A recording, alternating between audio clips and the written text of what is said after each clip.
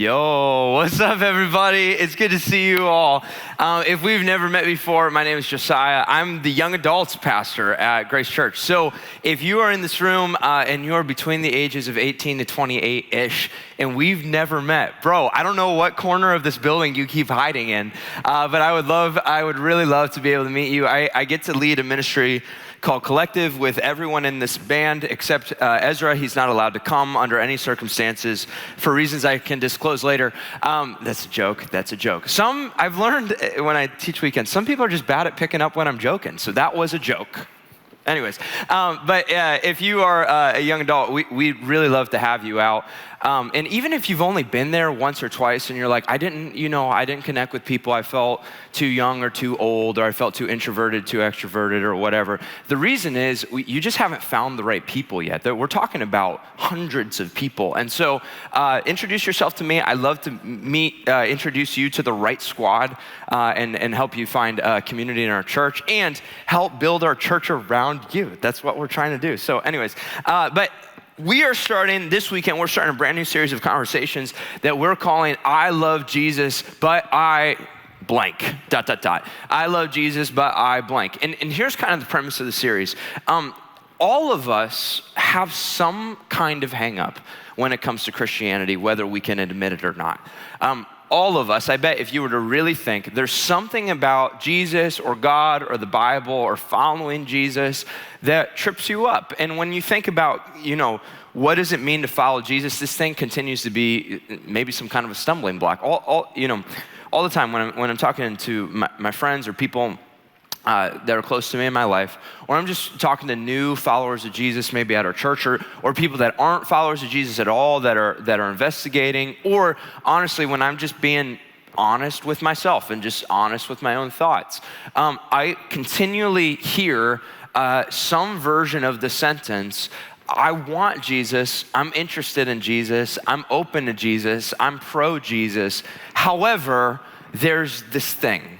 And there's this thing that really bothers me that I can't get past. And they're all fair things. I can't get past, organized religion and some of that. I don't know if I can trust the Bible. There's some weird stuff in there. There's some outdated stuff in there. I'm not sure about this thing. I'm not sure about that thing. I don't know what to do with the LGBTQ plus community. What happens if I'm gay? What happens if I'm trans? What does God think about me in that scenario? I want Jesus, but I love smoking weed. That's how I feel peaceful. And so is that something that I have to give up? I want Jesus, but I'm sleeping with this person, and I know I love them, and God knows I love them, and I care about them. Does that mean I have to stop? I want to believe in Jesus, but what about science? And what about, hasn't modern scientific discovery disproven X, Y, and Z? I love Jesus, but there's this big problem. And I feel that, man, because a huge part of my relationship with Jesus and my journey with God has been processing a lot of those things. I don't think any of those are stupid questions. And I could go on and on and on. Like, I'm not going to pretend to be able to fill in the blank for you, but almost all of us have I love Jesus, however, and that's what's keeping us from going all in our relationship with God. And so what we wanted to do was take a series and kind of give a thought process over the next couple weeks about some of these major hangups. Because if we can't really process these things through and can't really be honest about these things, then what happens is you just kind of shove it down and you try not to talk about it, and then you probably get offended if somebody brings it up or whatever it is. And so I'm hoping over the course of the next couple weeks, our goal is to give some kind of clarity that we can look at any topic and be like, okay, here's the categories I think I can process this through with. But what I want to do today very specifically is, instead of taking any one of those topics, because all of those could be like a 10-hour conversation, instead of taking any one of those things, I want to talk about the question that lies underneath all of those questions. There is a question that no matter what your hang up is, that lies underneath all these questions. And to be honest, you can't answer any of these things up here in any kind of healthy way or pragmatic way unless you first can, verbalize your answer to this down here. And this is not a question that we ask God. Well, this is actually a question that God asks us. And it's this question right here. Who do you say that Jesus is? Who do you say that Jesus is? If you got a Bible or a phone or a Kindle Fire, or you got an iPad that is so big, it's basically about this size. And the guy at the Apple store said, no, all the kids have an iPad this big. And you're like, well, I want to be cool with the kids. And so you smuggled this iPad in. So just ask the person next to you to move so you can pull your iPad out, like Mary Poppins or something, Anyways, you got a Bible, phone, whatever. We're going to be in Matthew chapter 16, starting in verse 13. Matthew chapter 16. Jesus is having a conversation with his followers, and he says this. It says this, when Jesus came to the region of Caesarea Philippi, he asked his disciples, who do people out there say that the Son of Man is? Now, the Son of Man is a title for Jesus. It's Jesus' favorite nickname for himself. So he's asking his followers, he's like, guys, what's the word on the street? What's the tea? What's the tea about me? Who do other people say that I am? Well, they replied, some say you're John the Baptist. Others say Elijah. Others say maybe you're Jeremiah or one of the other prophets. All of these guys are famous messengers from God. They're teachers. They're miracle workers, but they're human. And so they're like, all right, maybe you're one of these prophets. But then Jesus asks them the deepest question of all. And here's what he says. But who do you say that I am? Who do you say that I am? Simon Peter answered, you are the Messiah, the Son of the living God. Now, this question that Jesus asked, who do you say that I am, is the most important question that anyone could ever answer in their entire life. This is the most important question in your life. And I'm not saying that in an exaggerative way. Every decision that you make, whether you recognize it or not, whether you're not a Christian, which a lot of us aren't Christians, we're just exploring, or you are a Christian, consciously or subconsciously, you are basing all of your decisions based off of your answer to this question. Who do you say that Jesus is? Your answer to this question affects your career trajectory, it affects your family, it affects your mental health, it affects your view of yourself, it affects your view of other people. You have made decisions already, you've only been awake for a couple hours. Already you have made decisions based on your answer to this question, but most of us don't recognize that. Most of us don't recognize how deeply this is impacting us. This is the most important question of our life, yet most of us don't even actually know our answer to it. Does anybody in here have a coworker that just peeves you to no end? Like just drives you? Anybody got that coworker? It's okay. It's okay. You can be honest. So my wife, Sarah, has had many jobs over the years.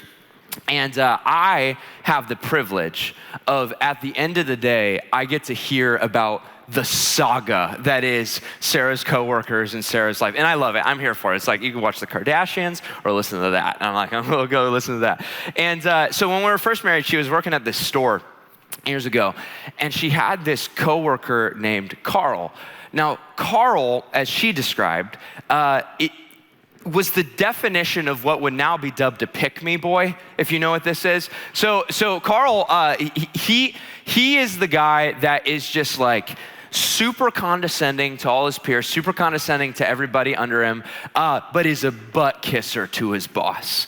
And you have that guy at work who pretends like they know everything and so just takes over stuff, but they're not actually in charge of anything. So you're like doing your actual job that's on your job description. And this person walks in and says, let me do it, but they're incompetent, so they mess it all up. That's Carl. And so Carl's condescending. He's just like hitting on people all the time. Like he's kind of like thirsty like that, but he's in his 30s. So there's just no excuse for this. It's like if you were 18, maybe I'd get it, but he's in his 30s. And then like the pick-me boy thing is like Carl, to top it all off, Carl is the guy who is always posting his gym progress with a caption that says, follow your dreams, Gandhi. He's that guy. He is the guy that like at 3 a.m. on his Snap story, you say, why do all the good guys get picked last? He is that guy, but he's like 30, so there's just like there's no excuse for any of this. And then he's just ruining the workflow all the time. So for months, Sarah would come home, and she is so sweet. She was never mean to him, never like, she's just talking to her husband. But she would tell me about this guy. Now, mind you, I never met this dude. So I'm just building up this mental picture of what I think Carl is like. I don't even know what this guy looks like. Well, after a few months of hearing these stories, Sarah and I got invited to one of her coworkers' weddings. And I thought, oh, this is gonna be awesome because finally I can put faces to all these names that I keep hearing so much about. And so we get to this wedding ceremony and we're waiting for the whole thing to start. And so we're sitting in these pews at this chapel thing, and I'm sitting in front of all of Sarah's coworkers. And so I turn around and start talking to them, and I finally get to meet this dude. And as soon as I look at him, I think, oh my gosh, it's so much worse than I thought. Yeah, like, oh, I look at his hair, and I'm like, of course you would have a bowl cut. Like, of course. What a stupid haircut to have. Of course you have a bowl cut. And so I'm just trying not to laugh. And then I hear him start talking. I'm like, oh my gosh, what a puny voice. It's like Gumby and Jar Jar Binks had a baby. Of course you would have, no wonder you're trying to like compensate for this, you know? And then I saw his outfit and I'm like, he's wearing all these baggy clothes. I'm like, who's your designer? Walmart's? You know, I'm just thinking all this. And then I'm just thinking this. I'm not saying it out loud. And then I start talking to him. I start asking him questions. You know, I'm just trying to be friendly. And so I'm like, hey, do you like movies? Do you like Marvel movies? And he goes, no, I don't like Marvel movies. I'm like, of course you don't like Marvel movies. It's like hating puppies or something. Of course, it was like peak Marvel at the time. And then I'm like, oh, all right. Did you watch the Cavs game last night? And he goes, I'm not really a Cavs fan. I'm more of a Warriors fan. I'm like, oh, you from California? No, Cleveland. Oh my gosh, bro, like, are you kidding me? And I'm like, so what do you like doing in your spare time? He's like, well, I like going on hikes. I'm like, we get it, you're fit, we get it. We get it. So it's so much worse than I thought. And so finally, the ceremony starts. I'm just thinking about this, and I'm like trying not to laugh to myself, you know. And the ceremony like goes all the way through, and then the ceremony ends, and we get dismissed, and it's time for us to drive over to the rehearsal that's in a different building. So Sarah and I get in the car, and we're sitting next to each other, and it's the first time I'm with her alone. And I look at her while we're driving, I'm like, oh my gosh, you were so right. Carl is the worst. No wonder that guy drives you crazy. Like, oh my gosh, it was so much worse than I thought.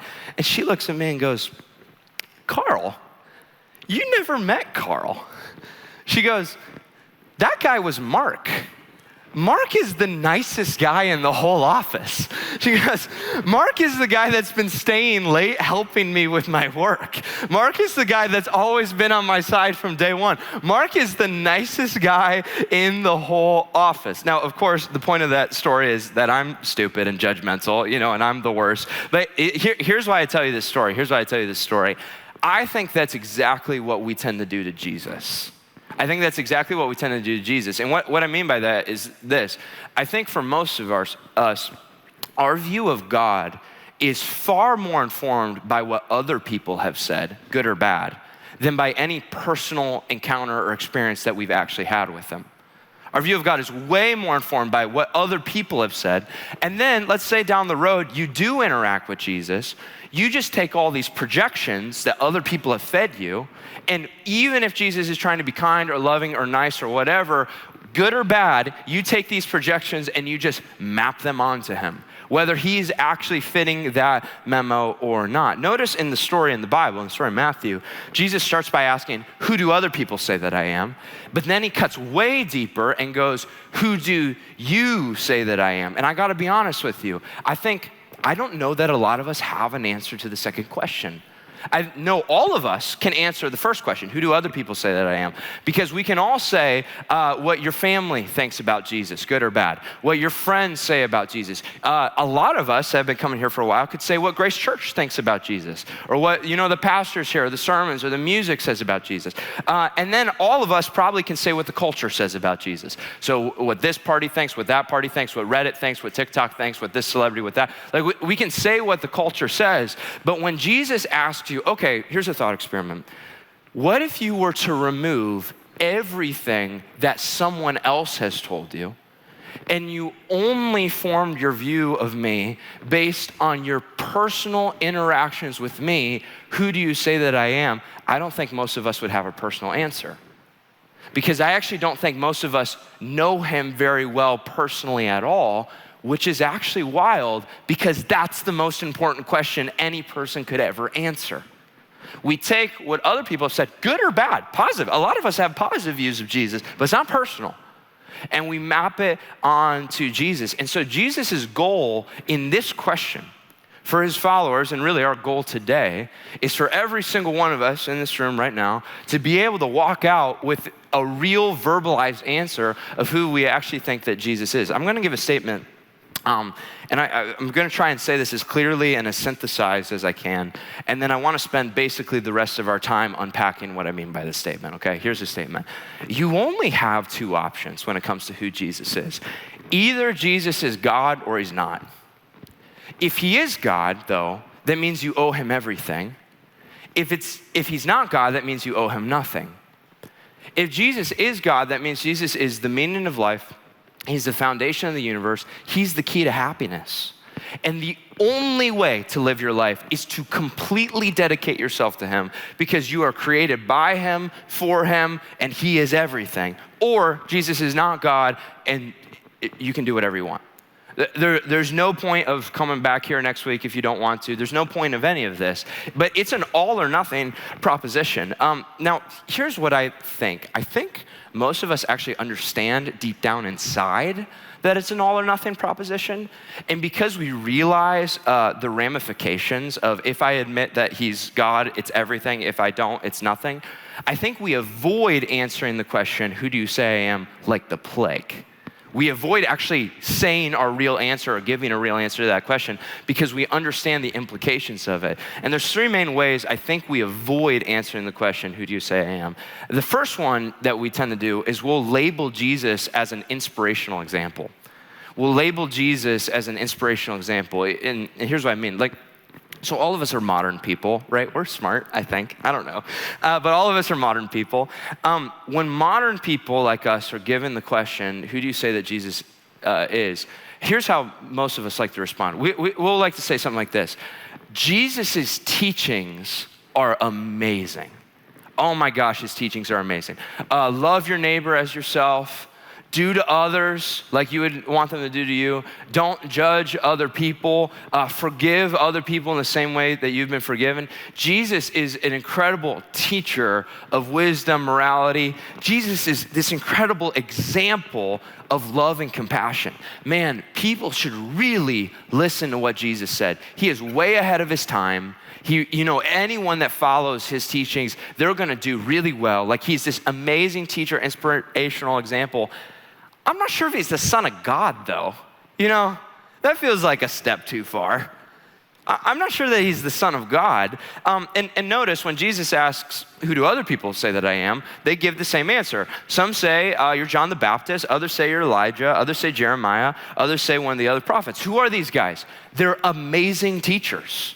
They're incredible leaders. They're incredible examples. They are messengers from God that point you the way to God. Here's what they're saying. They're saying, Mother Teresa, MLK, Gandhi, Buddha, Jesus. Super, maybe Mr. Beast. Super inspirational. We definitely should be more like them. We definitely should follow them. Those are my guys. But the author and philosopher C.S. Lewis points out the problem with this. And it's a pretty big problem. If you are going to say that Jesus is a good teacher, an incredible teacher, but he's not the Son of God, you have a major problem with that statement. And here's what it is. Ready? Jesus claimed to be the Son of God all the time.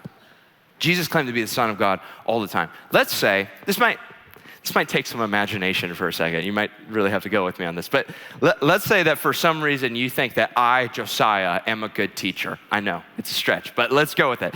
And you think that I am such a good teacher and so inspirational and point people to God, whatever, that you feel like I need to go to all my friends, all my neighbors, all my family, and I need to bring them to listen to Josiah teach this incredible inspirational message. And so you gather up all these people in your life, and let's say you bring them into this room, and I start teaching just like this. And the teaching goes on, and at the beginning, it's incredibly inspirational. You've never heard anything like this, so profound, blah, blah, blah, blah, blah, blah. Your friends are like, I'm so glad I came. I know it's a stretch. And so it's going really well. But let's say everything's going great, but at the very end, before anyone leaves, I go, all right, before you guys leave, I just have one last thing to say. And then I go, by the way, I am the only way to God. I am the only way to God. I am the truth of God. And I am the life of God in a human being. The only way to even remotely have a relationship with God is to go through me, Josiah. And anyone who does not go through me, Josiah, can never enter the kingdom of heaven, can never have a relationship with God. Let's say I say that. Would I be a good teacher if I said that? Let's just say, and by the way, one more thing I just want to add. Before you leave, you need to love me and worship me, Josiah, so deeply that everyone around you, it looks like you hate your father, mother, wife, child, brother, sister, in comparison to how much you worship and are dedicated to me. Let's just say I said that. Now, if I say those types of things, what do I sound like? I sound like a cult leader. That's some Jim Jones crap, you know? Somebody call Netflix. They have a docuseries within a year, you know? Like that's some cult kind of stuff. If I said things like that, would I be a good teacher? No. In fact, anyone that says anything even close to that, you need to run as far away from them as possible, because either I'm crazy, I'm psychotic, or I'm incredibly manipulative and I'm incredibly deceptive. But I am definitely not good, and I'm definitely not a good teacher. I'm not pointing you the way to God at all. Now here's your problem. Everybody ready for the problem? Jesus did say all those things. All of those quotes are direct quotes from Jesus about himself. So you only have two options. Either he's telling you the truth, and he actually is the Son of God, and he actually is the only way to God, and he actually is the person that our lives need to be dedicated to, or he's a psychopath, or he's incredibly manipulative, or he's some kind of a cult leader. But anyone who would say Jesus is a good teacher, but he's not the Son of God, that is a 100% non sequitur. Here's my thing, man. I think a lot of us think we like the teachings of Jesus. I just don't think we're paying close attention. We think we like the teachings of Jesus. I just don't think we're actually reading them. Because Jesus leaves absolutely no room down the middle. He's either God or he's not. So who do you say that Jesus is? Now here's the second way that we avoid answering the question, who do you say I am? The second way we avoid is by asking important but misleading questions. Does anyone know what a red herring is in an argument? There was this cartoon I watched as a kid. I don't know if anybody watched this. It's called A Pup Named Scooby-Doo. It was on Cartoon Network. It was pretty awesome. But in A Pup Named Scooby-Doo, Scooby and the gang, they're kids, whatever. They're trying to solve a mystery. And there was this character. They were like just about to solve the mystery. And there was this character whose name was Red Herring, which was really funny in retrospect as an adult. And Red Herring was this like chubby ginger kid. And what he would do is they had all the information to solve the mystery, but Red Herring would present this other information that had nothing to do with the mystery at hand, and it would completely distract the Scooby Gang from solving the actual mystery. What a red herring is it's important but irrelevant information that distracts you from the relevant information. It's irrelevant information intended to distract you from answering the question at hand. So, we do this all the time. Let's say, here's an example. Let's say, hypothetically, my wife texted me and said, "Hey, Josiah, on your way home, could you swing by Whole Foods and pick up some chicken?"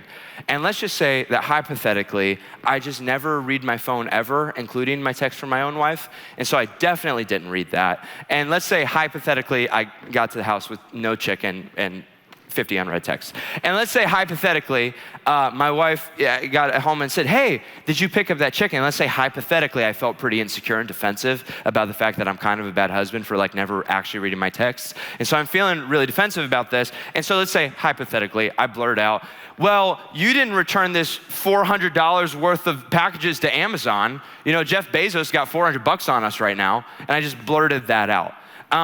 Now, here's the thing. Hypothetically, that might be true, and that might be important, especially to our credit card statement. But do you notice what I did with that information? I never answered the original question. It's important, but it's irrelevant, and I used it to distract myself from the original question. Now, Americans love doing this, red herrings. We love doing this, and we do this all the time. And we definitely do it when Jesus asks us the question, who do you say I am? So, we get asked the question, who do you say I am? And we go, well, don't you know all the problems with organized religion? The Catholic Church, they're up to it again. Didn't you read the news? Don't you know about the Crusades? Don't you know the problems? Who do you say that Jesus is? Well, we all know that the Bible is problematic and outdated. I watched the book of Eli recently, and I learned that. And there's a lot of crazy passages in the Bible, and I don't know quite what to do with all of them. And don't you know what the Bible says about X, Y, and Z? Who do you say that I am? Who do you say that Jesus is? Everyone I know who's a Christian is a jerk. My grandma's a jerk. My parents were jerks. They drug us to church. Maybe I went to church as a kid and I had a horrible experience. When I was a teenager in the youth group, all my friends abandoned me. They didn't portray Christ to me in a real way at all. Everyone I know who's a Christian is a jerk. Don't you see what the people online say about this? Don't you know what the conservatives say? Don't you know what the liberals say? I remember one time, Sarah was asking one of her friends, essentially, who do you say that Jesus is? And he responded, he's like, don't you know about carbon dating?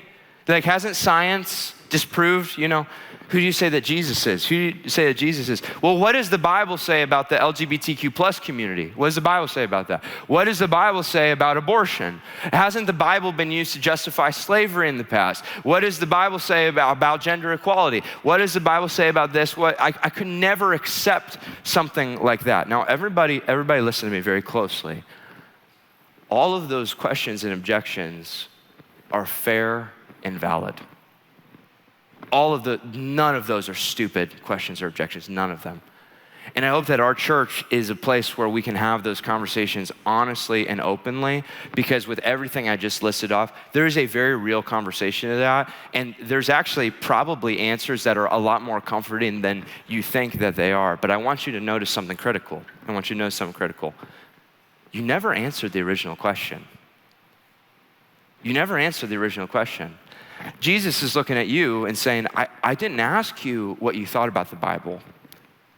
I didn't ask you what you think about the church. I didn't ask you about your family. I didn't ask you about politics. I didn't ask you about sex. I didn't ask you about morality. I only asked you, who do you say that I am? And you got defensive and never answered the question. You dodged it.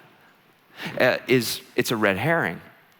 There's this author and pastor who I love. I listen to him all the time. His name is Tim Keller. He's passed now. But he said something one time that stuck out to me, and it really has stuck with me ever since. He said, a lot of people want to know the biblical answer on something.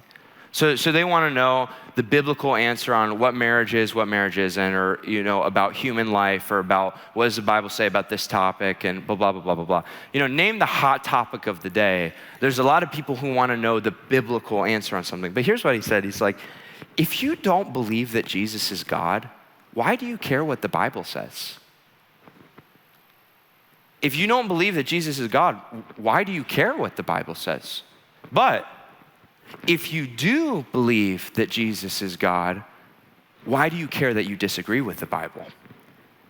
Because maybe he understands something that you don't. If he's infinitely bigger than you are, then maybe he has categories that we don't have. So the question is not, what does the Bible say about this? The question is, who do you say that Jesus is? Now, there's a third way, and I think this one's probably the most prominent. There's a third way we dodge answering the question, who do you say that Jesus is? And here's how we do it.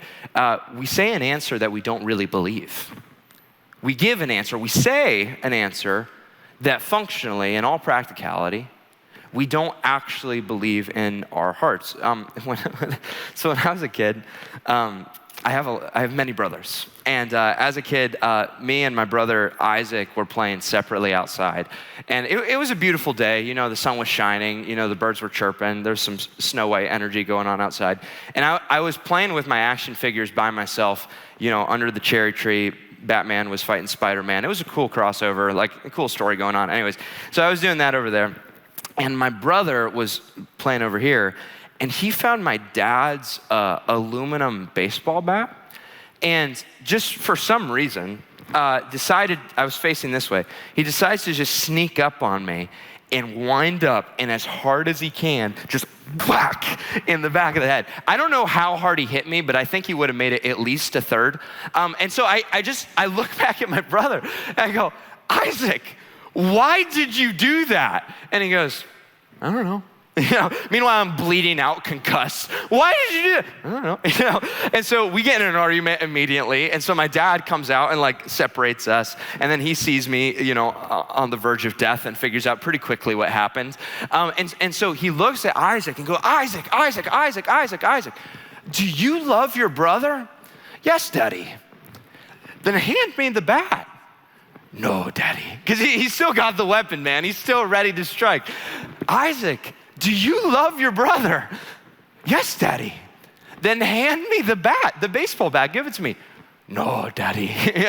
Meanwhile, Isaac, do you love your brother? Yes, Daddy. Then hand me the bat. No, Daddy. And eventually Isaac gets in so much trouble that he eventually gave over his weapon. Now, here's why I tell you that story. And that's what many of us are doing to Jesus right now. Right now. Here's what I mean.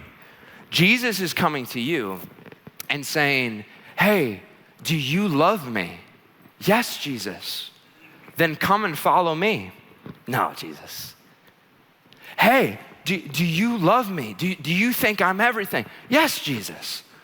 Then hand this part of your life over to me. Put it in my hand. No, Jesus. And what we say and what we believe don't match, because what you believe is not what you say. What you believe isn't even what you think. What you believe is what you act out. Listen, if you would call yourself a follower of Jesus in this room, I just want to talk to you just for a second, because I have a question, and this is a question I have to ask myself all the time. If you would call yourself a follower of Jesus in this room, which is statistically is most of us, here's my question. If you believe that Jesus is God and Jesus is Lord, how are you possibly justifying disagreeing with him on anything? If you actually believe Jesus is God, how does that make sense to disagree with him on anything? Why are you disagreeing with him on sex? Well, he knows our relationship. He knows, there's love here, blah, blah, blah. Wait a second. Why are you still going out and getting trashed? Well, God wants me to be fun, and he wants me to be happy, and why are you saying the things you say? Whether that be like, gossiping about people, slandering about God's other kids, whether it be, swearing, whether it be, jokes you shouldn't make, whatever it is. How can you look at something in the Bible, read it, and say, I don't agree with that. I think that's outdated. I'm not here for that. Certainly if God was saying this now, he would say something different. That's completely illogical. You recognize that, right? If you believe Jesus is God, if you actually believe that, you wouldn't disagree with him on anything. Look, if you say, I believe Jesus is Lord, I believe Jesus is Lord, why are you always too busy to lead and serve in the church in any meaningful way? I thought the mission of God was the most important thing in the world. Yeah, it's the most important thing. If people don't have Jesus, they're separated from God. They might go to hell. Yes, absolutely. It's the most important thing. So why is your life functionally dedicated to your work? Why is that the thing that gets priority in your life? Why is your life functionally dedicated to your family? Well, family first. Really? Why is your life functionally dedicated to some kind of hobby or some kind of... If the mission of God is the most important thing in the world and everyone needs Jesus, that's the most important thing in life. Everyone needs Jesus. Okay, when was the last time you told someone that? When was the last time you did something as simple as inviting them to church with you? Like the last time you sat here and someone that didn't believe in God sat next to you. If you say, man, Jesus is in control of all things. God is so powerful, I trust him. He's how I fight my battles, all that kind of stuff. That's awesome, but why is my life functionally ruled by anxiety? And I need to protect my margins, and I need to know my own limits, and I can't do that because that's my bedtime, and my therapist said, and I really need to.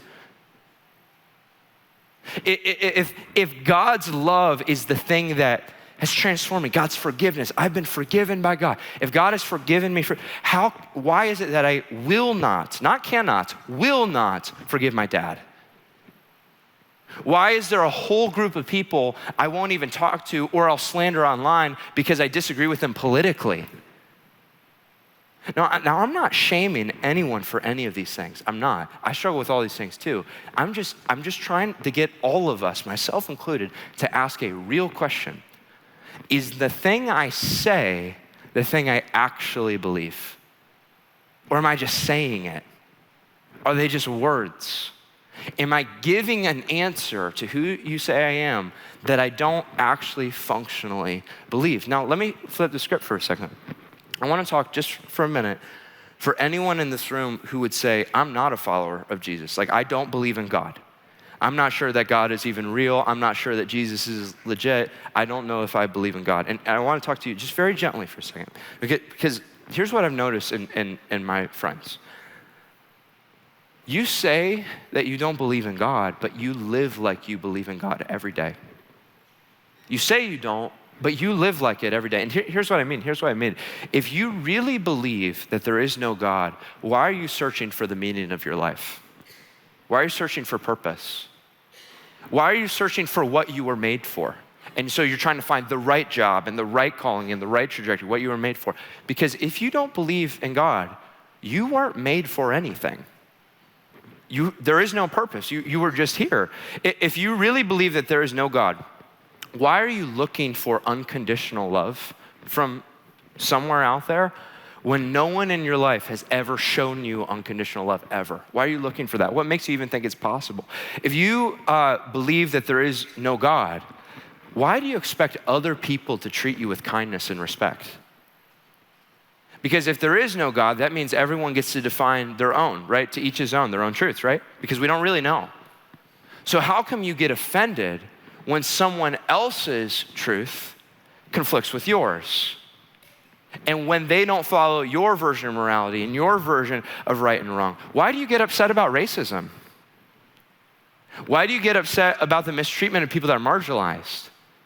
Why do you get upset when someone online rails against the LGBT community? Why do you get offended by those things? Because aren't they just defining their own truth?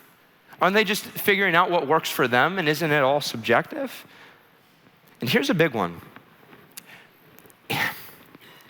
If you really don't believe in God, then what's left is survival of the fittest, right? That's what most people think, survival of the fittest. So why do you believe in human rights? According to Darwinian evolution, survival of the fittest means that the weaker groups should be oppressed and overtaken by the stronger groups. That's how our species moves forward. That's how society advances. That's how everyone gets stronger. If someone can't defend themselves, they shouldn't be defended. That's how we move forward. But you can't stomach that, can you? Neither can I. You can't stomach that. You can't stomach the thought that that person that cannot defend themselves, it has value, has intrinsic value, and has equal value to you. You can't. And so what happens is you expect people to be treated with a certain level of dignity, respect, value. If you don't believe God created a world with value and rules, you have zero grounds for expecting anything like that. But you do. Why? Because I don't think you really believe what you're saying. You say there is no God, you say there's no objective, you say I don't think you actually believe that. I love how, once again, C.S. Lewis, he says it this way, he says, we are not born with a desire for something unless a satisfaction for that desire actually exists. So a baby feels hunger, well, there's such a thing as food. A duckling wants to swim, well, there is such thing as water. People feel sexual desire, some people a little too much, well, there is such thing as sex. So if I find in myself a desire which no experience in this world can satisfy, the most probable explanation is that I was made for another world. Why are you looking for the meaning for your life? Probably because you know it's out there. There is one. Why are you fighting for justice and equality even though no civilization in the history of the world has ever actually achieved it? Probably because you know that it's possible. Why do you believe in right and wrong? Probably because you know that there is right and wrong. And why are you looking for unconditional love? When time and time again people have proven to you that there's no such thing as unconditional love, why are you still looking for it? because you know that it has to be out there. There's a satisfaction for that desire. So who do you actually say that Jesus is? Who do you actually say that Jesus is? Now, I know that some of us might be listening to all this and just thinking, all right, Josiah, you got me. You backed me into a corner. Good for you. You got me. I think Jesus is God. Who do I say that Jesus is? I say that Jesus is Lord. I say that Jesus is God. That's my option. Here's what's really interesting about that.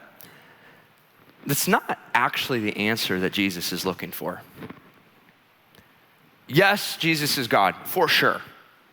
Yes, Jesus is Lord. I absolutely 100% believe that. Either he's God or he's not, 100%. But what's fascinating is, if that's your only answer, that's not going to change anything about you. You might tomorrow try and, start some better habits, whatever. That will last for like 3 days. But nothing in your heart will actually change. In fact, the reason that many of us have had very, very little transformation from God actually happen in our lives is because our only answer to who do you say I am is Jesus is God. I want you to look in the story again and look at the answer that Peter actually gives to Jesus when Jesus asked Peter this question, because Peter gets it. Simon Peter answered Jesus, who do you say I am? Simon Peter answered, you are the Messiah. You are the Messiah, the Son of the living God. Do you know what the word Messiah means? Some of our translations say Christ. Messiah means Savior. More specifically, Messiah means really two things functionally. It means a rescuer and a healer.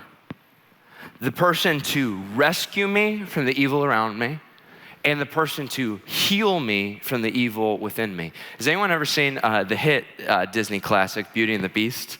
I love that movie. So the premise of Beauty and the Beast is there's this castle with all these people, and these people are under a curse because of the evil around them. And the curse is that now they're no longer human, they're just objects. But there's this promise, this prophecy that one day maybe someone will come and through unconditional true love, they will break the spell, they will break the curse that everybody's enslaved by. Has anybody ever seen Harry Potter? You know Harry Potter? Harry Potter, the premise of Harry Potter is that there will be this boy, and this boy will take all the evil that's oppressing us, the evil of Voldemort, and he will absorb it into himself. And the story of Harry Potter ends where he absorbs the evil into himself and he dies to get rid of the evil that's oppressing everybody else. Any Avengers fans? You seen Infinity War Endgame? Come on, I know you've seen it. Anyways, in Avengers Infinity War, there's a scene where Thanos is definitely gonna win.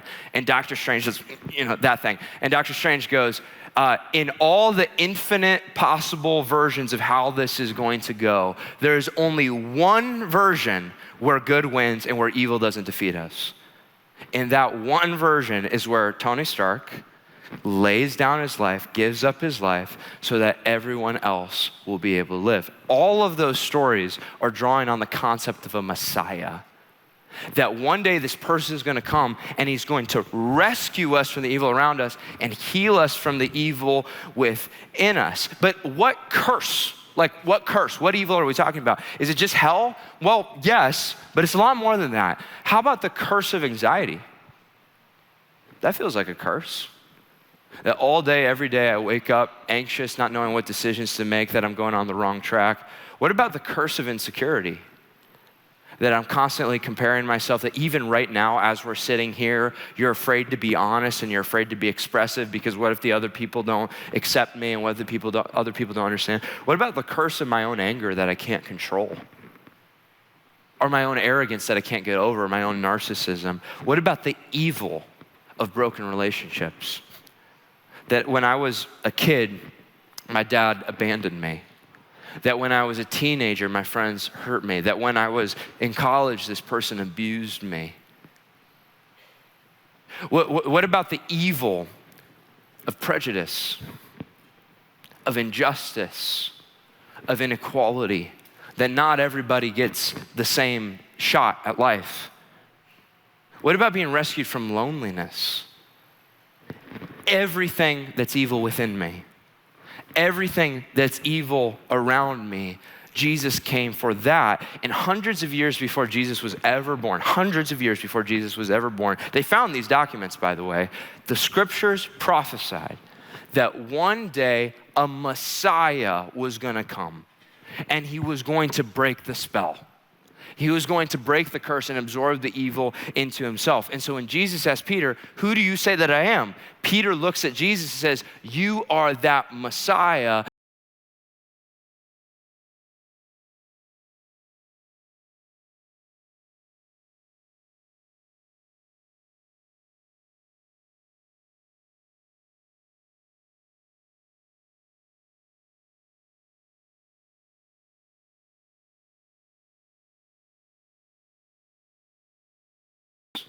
And sees all the toxicity within me and all the people that I've hurt and all the ways that I can't pull it together, how should he respond? Judgment. Why? Judgment. Why? Because the fastest way to fix the world is not to heal us, but to wipe us out. We are the problem. If God wanted the world to go perfectly well, if he just got rid of human beings, things would have been fine. So if Jesus is just the Lord to you, just the Lord and not Messiah, no wonder you're afraid of him.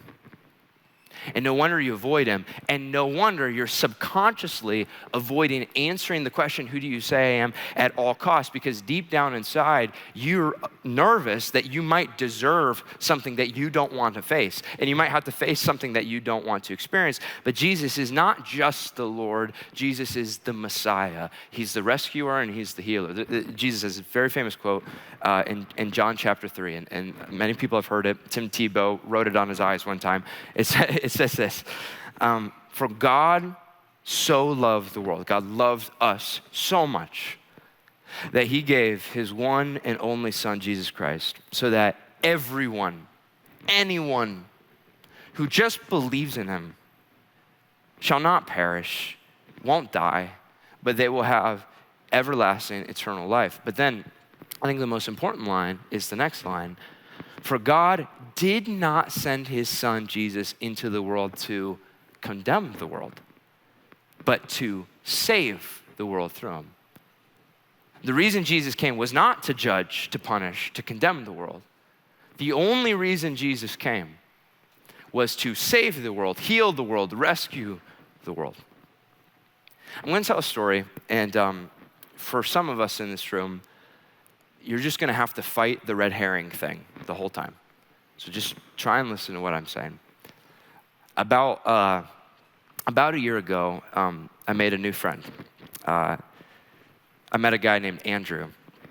And Andrew, he actually started coming to our church. That's how I met him. But he wasn't a follower of Jesus. He didn't know much about God. He was just kind of exploring stuff. And so he started coming to Collective on Thursdays and went on our retreats and all this kind of stuff. And so I started to get to know Andrew, and we're having some good conversations. And Andrew's just one of those guys, you have people in your life that are just the purest soul, Like as soon as they walk in the room, you're like, oh my gosh, I feel so much better that you're here. Andrew's just like, yes, Andrew, He's just one of those guys.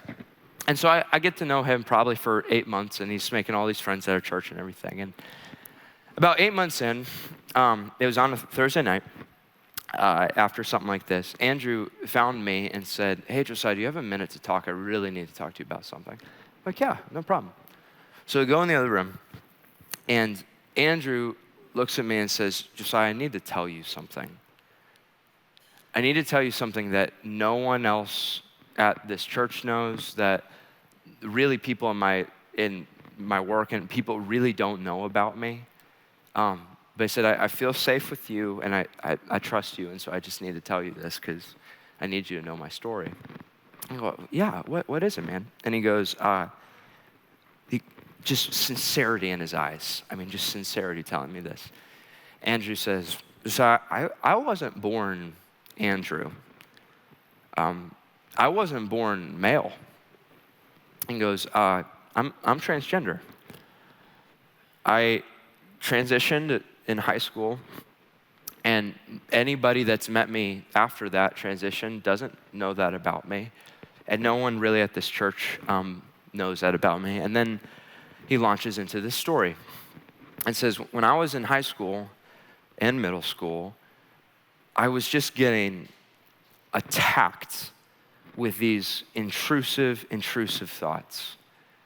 Thoughts that when God made me, he made some kind of a mistake. And that somehow I'm born in the wrong body and no one understands. And he said, I was getting so depressed. Like I fought this for years and didn't tell anyone about it. I fought this for years and I was getting so depressed that eventually I had no choice but to tell my parents about this. And so I told my parents everything that was going on. It was complicated for them to process, of course. And eventually we decided that I need to get a surgery. And so I started coming out to my other family members and letting them know what's going on. And he said, I told my grandparents about what was going on. And one of my grandparents, who I loved, looked at me and said, Andrew, or Andrew's name before, if you go down this path, you are going straight to hell. That is the end of the story for you. If you go down this path, you are going straight to hell. And he said, my depression just kept getting worse and worse and worse, especially from these comments from my family. And so he said, I eventually was getting so depressed, I started seeing counselors, mental health, professionals, all this kind of stuff. And eventually my depression got so bad that this mental health professional said, you have to go, it forced me to go to the hospital. I was forced to go to the hospital and check in because they were afraid of what I was going to do. And so I go to this hospital for depression. I'm checked into the emergency care thing. And I'm sitting in this bed, and one of the nurses who kind of knew what was going on waited until everyone else had left the room. And the nurse walked in while it was just me and the nurse looked at me and she said, you need to know that you are an abomination to the Lord. God wants nothing to do with people like you. You are an abomination to the Lord. And so Andrew looked at me and said, Josiah, I have a question. Am I an abomination to the Lord? What does God say about people like me? What does Jesus say about people like me? Now here's why I tell you this story. There are many of us in this room, whether you can admit it or not, whether consciously or subconsciously, who feel like you are an abomination to the Lord. That if you looked in God's eyes, you are going to get nothing but backlash, hatred, be pushed away. You feel like you're an abomination, maybe because of things in your past, sexual mistakes that you've made, other types of lies that you've lived out, the ways you've hurt people, the way you've abused people that only you know about and no one else really knows about, or things in your present, things that you cannot overcome. Things that you fight, and they're not going away. Things that you just kind of have to distract yourself with. You feel like you're some kind of object of scorn to God. I need everybody to close your eyes just for a second. Just want to picture something. Everybody in the room, just close your eyes. Just want you to picture something. I want you to just imagine for a second.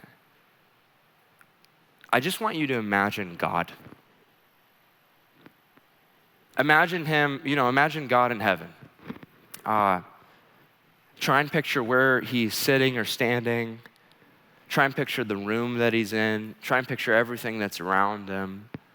Try and picture what he looks like. If there's other people in the room, how are other people interacting with him? Does everybody kind of, even if you're not a Christian, just try and imagine what you think God might look like. Has everybody kind of got a picture in your head? Okay, I have a question. Everybody hold that picture. I have a question for you. What's the expression on his face?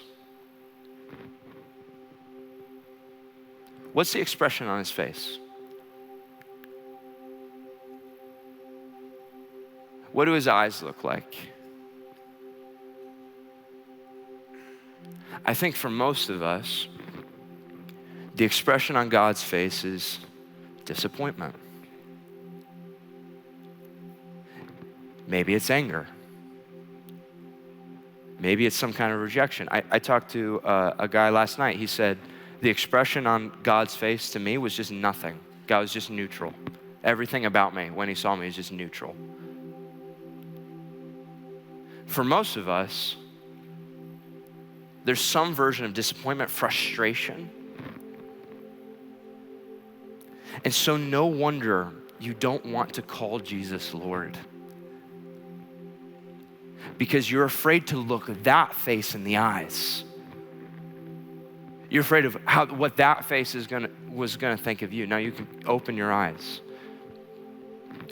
What Jesus is saying here is he's saying a lot of us have a bad picture of God because Jesus didn't come to condemn you. Jesus came for you. Jesus came to save you. Jesus came to rescue you. Jesus came to heal you. He's not just the Lord, he is, but he's also the Messiah. Andrew thought that God wanted nothing to do with him. Andrew thought that God hated him. Andrew was told by other people that God hated him. But listen to me, what the nurse did not understand is Jesus did not come to earth to condemn Andrew. Jesus came to this earth for Andrew, very specifically. That when Jesus came from heaven to earth, he had Andrew's face on his mind. And everybody listened to me, everyone listened to me. And Jesus came specifically for you. When Jesus saw your life, and when he saw the evil within you and the evil around you, and he saw you were in trouble, all throughout the Bible, when Jesus looks at someone who's far away from him, the Bible keeps saying, when Jesus saw them, the expression on his face was compassion, obsessive compassion, desperate love. I'm not letting my kid go kind of love, you know? If there's any sadness in Jesus' eyes, it's not sadness at you, it's sadness that you're not there, you know? And so Jesus left heaven to earth to get a hold of you. No matter what you've done, no matter what your past is, no matter what kind of mistakes that you've made, he's not just your Lord, he's the Messiah. But until you realize that he's the Messiah, he'll never be your Lord because you're afraid of him. And he's just trying to save you, he's just trying to heal you. But wait a second, Josiah, doesn't the Bible say that there's punishment for sin? Doesn't the Bible say that people who break God's laws have to face the consequences for these things? Doesn't the Bible say that there's going to be judgment, that there's going to be justice? Yes, it does. Yes, it does. But don't you understand? Don't you understand why Jesus Christ died on the cross? Jesus died because that is what I deserve, and therefore I never have to face it. Jesus died so that anyone who gets on their knees and says, save me, will be saved. That's what he took. What did he do? He took the evil into himself and he was destroyed, therefore destroying the evil. That's why Jesus Christ came. No one who dies for you could possibly hate you. If you think God hates you, you're wrong. And I'm sorry if someone like the nurse has told you that along the way. But no one who dies for you could possibly hate you. God loved the world so much. God loved you so much that his son, Jesus Christ, came to die on the cross so that anyone who believes in him, not pulls their crap together, believes in him, will never die, but forever will have a relationship with God. But that rescue and that salvation comes when I place my entire life into his hands. Not just the parts I want, but I look at Jesus and say, you save me from start to finish. I surrender everything. I say that you are the Lord. I say that you are the Messiah. Because you'll never truly love Jesus until you realize how deeply Jesus loves you. When Andrew asked me, what does God think about man? Am I some kind of abomination? I looked at Andrew and I said, Andrew, here's the question you have to answer. The question you have to answer has nothing to do with gender. It has nothing to do with how you express yourself, the clothes you wear, blah, blah, blah, blah. It also has nothing to do with church. It also has nothing to do with your family and how they respond. Andrew, you only need to answer one question, and this is it. Who do you say that Jesus is? That's it. Who do you say that Jesus is? Because if Jesus is the Messiah, you will follow him wherever he leads, and you will trust that whatever he's saying is best. You'll be able to separate Jesus from the nurses of your life, you know? And you will trust him, and you'll be able to follow him, and he'll be compassionate, and he'll be gentle, and he'll be patient, and you will follow him till the end. And if you believe that Jesus is God, you can trust that he knows things that you don't know. And if Jesus truly died on the cross, then you can trust that as I try and follow Jesus, and as I try and give my life to Jesus, even when I slip and fall, which all of us do, that's covered. But Jesus is holding me in his arms. But if Jesus is not God and Jesus is not Messiah, none of it matters. So I'm asking every person in this room the same question. Who do you say that Jesus is? Who do you say that Jesus is? Is Jesus just an inspirational teacher? You come to get guidance, wisdom, knowledge, whatever. You're like probably, as soon as I'm done talking, you're gonna slip out of here too fast because Josiah went too long and you're just here for information and you gotta skedaddle. Is he just your teacher? But you pick and choose kind of what you like and what you don't like. Is Jesus someone you feel comfortable disagreeing with? Where everything's kind of up for debate. Is Jesus just Lord? So you're afraid of him. Yes, you believe all the right things, but you're afraid of him and you stay as far away from him as possible because you don't want him to look you in the eyes. Or is he the Messiah? As the band comes out, I just want to take the next 15 or so minutes. Can we just cut the crap for a second, You talk to God. Even if you don't believe in God at all, you call out to God and say, God, if you're real, will you show yourself to me?